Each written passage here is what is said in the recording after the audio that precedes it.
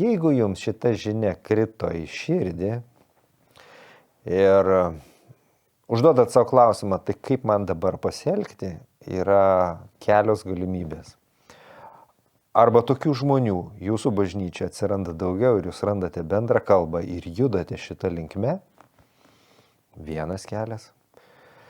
Kitas kelias yra, kiek man teko pačiam asmeniškai susidurti, nes vienas dievotas vyras uždavė man klausimą. Tai Audriau, tai tu lauksi, kol tave išmes, ar tu pats išeisi?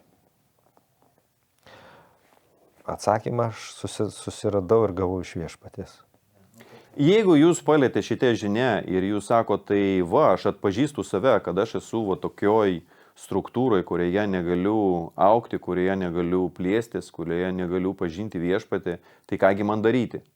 Tai, brangieji, pirmiausia, aš turiu jums pasakyti, kad jūs priklausot Jėzui, kad jūs priklausot ne žmonėms, ne struktūroms, ne kažkokiom organizacijom, jūs priklausot Jėzui Kristui. Tai Jėzus už jūs kentėjo, tai Jėzus pralėjo kraują ir Jėzus žino jūs nuo pat jūsų gimimo, netgi iki gimimo jisai jau jūs pažino.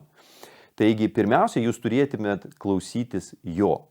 Ir aš jūs jokių būdų nekviečiu į kažkokią revoliuciją, eiti kažką tai gąsdinti vėlgi ar kažkam tai priekaištauti, todėl kad Dievas taip nedaro.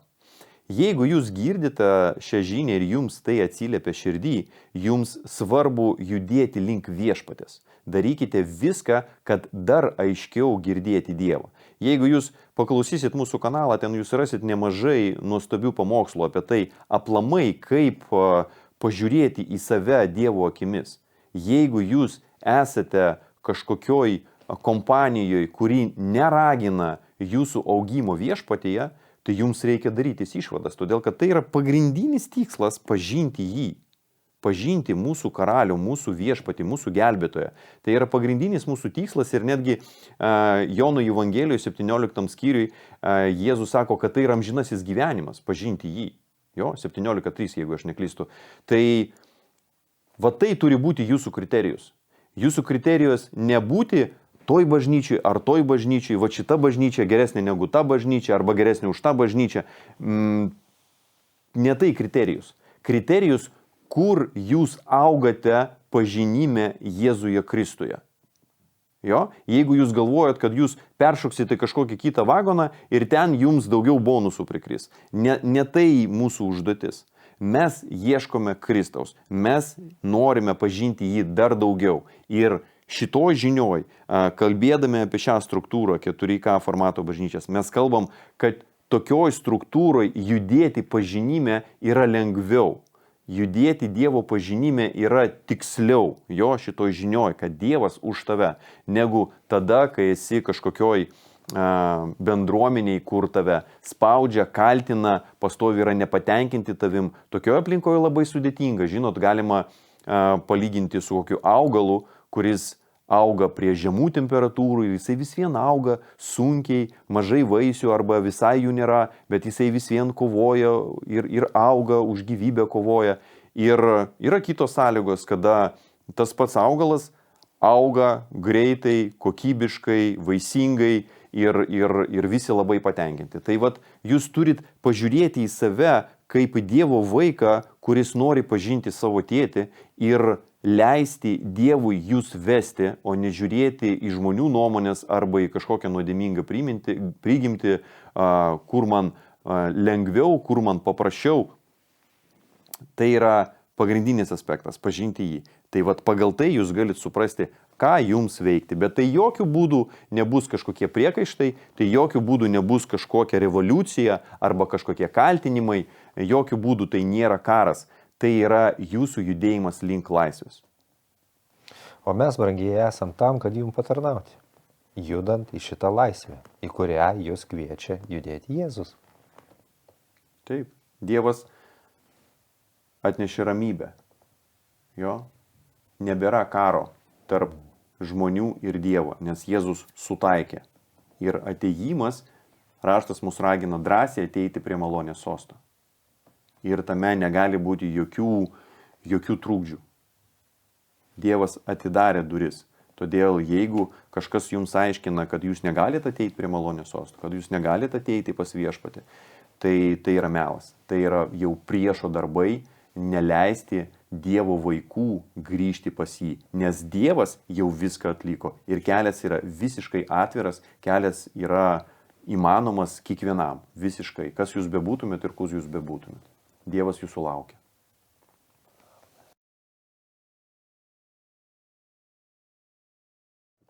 Ne, jokių būdų. Taip pat kaip jums veikia malonė ir jūsų Dievas nekaltina, taip pat jisai nekaltina ir tų, per kurios jūs buvote apgauti. Todėl, kad tie žmonės gali būti dažniausiai, Jėzus sako, akli aklus veda. Dažniausiai žmonės mokina to, ko patys nesupranta ir patys yra apgauliai.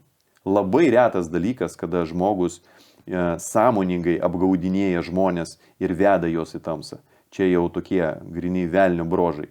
Bet tarp Dievo vaikų ir netgi tarp tų, kurių jūs nukentėjot ir jums atrodo, kad šitas lyderis tai tiksliai yra ten velnio, velnio draugas. Ne, tai gali būti tiesiog paklydęs, suklydęs žmogus, kuris ieško būdų ir galvoja, kaip kitaip, jeigu ne taip. Tiesiog nežinodamas, jam atrodo, kad tiesiog reikia dar stipriau.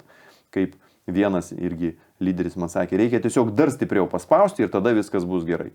Bet ne, brangiai, netgi mes žinom tą posakį jo, kad jeigu tu darai tą patį ir gauni tam tikrą rezultatą, bet nori kito rezultato, tai tau reikia daryti kažką kitą.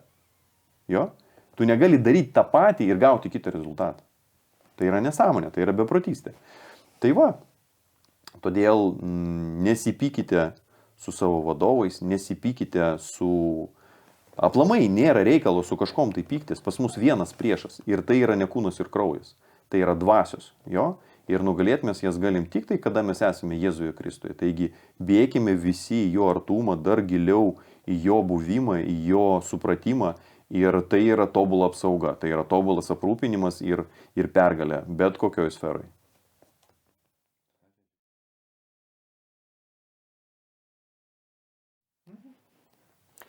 Evangelija trumpai tai tavo pergalė.